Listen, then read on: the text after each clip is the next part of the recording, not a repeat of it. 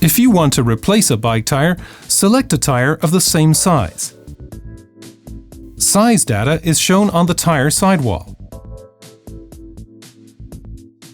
Before mounting or removing a wheel, read the wheel manufacturer's instructions and get to know the release mechanism.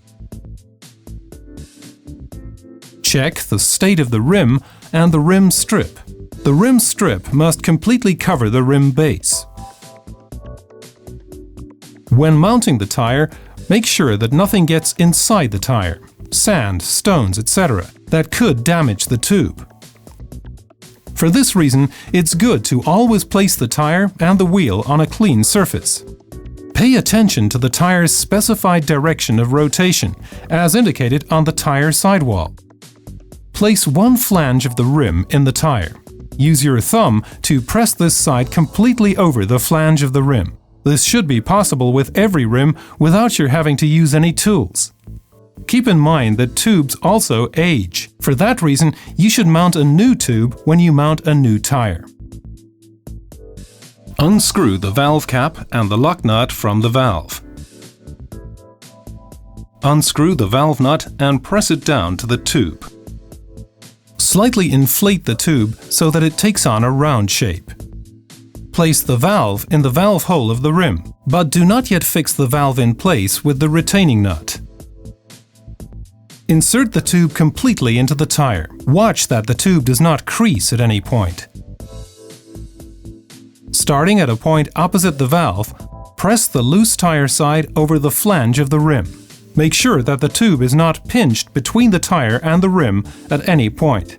Continue pressing the tire over the edge of the rim, moving along at the same pace to both sides of the starting point. If the mounting by hand doesn't work, you will have to use Continental tire levers to get the sides of the tire over the flange of the rim. Check the valve. If it is not standing straight up, you have to pull a tire bead out of the rim again and rearrange the tube. To enable the tire and the tube to settle on the rim free of stress, inflate the tire to half the maximum inflation and flex it back and forth over the full circumference of the wheel. Then press the whole valve back into the rim with an energetic thrust and pull it back out again. Fix it into place with the retaining nut. Inflate the tube with a floor pump to the maximum tire inflation pressure, which is shown on the tire sidewall.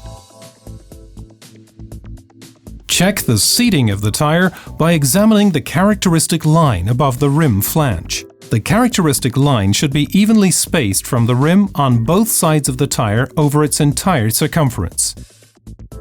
To adjust the tire for optimum use, taking into account the weight of the cyclist and the surface cycled on, you can reduce the operating pressure of the tire from maximum inflation pressure. There's a list in the FAQs under www.conti-fahrradreifen.de.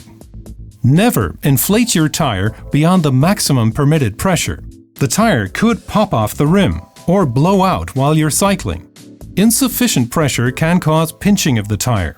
For this reason, you should watch that the indicated inflation pressure range is not exceeded or undercut when using the tire. Continental recommends that you always check the tire pressure in your bike before setting off on your ride.